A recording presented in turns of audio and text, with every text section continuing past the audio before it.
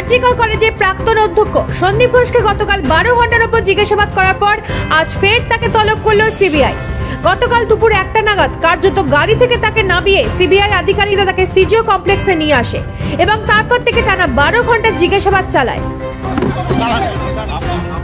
কথা বলবেন না।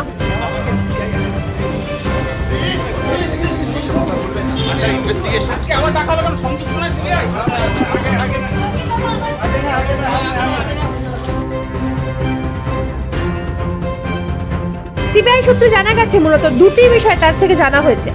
এক হচ্ছে যখন এই ঘটনাটি ঘটে অর্থাৎ বৃহস্পতিবার এবং শুক্রবার ঘটনাটি যখন সকলের সামনে আসে সেই সময় অধ্যক্ষ হিসেবে তার কি ভূমিকা ছিল, প্রথম তাকে কে বিষয়টি জানিয়েছিল। দ্বিতীয় বিষয় যেটি সব থেকে গুরুত্বপূর্ণ, যে সেমিনার হলে ওই ছাত্রী খুন হয়েছিল তার একদম পাশে একটি সংস্কারের কাজ চলছিল। ঘটনার পরেই পুনরায় ওই সংস্কারের নির্দেশ দিয়েছিলেন তৎকালীন অধ্যক্ষ এই সন্দীপ ঘোষ।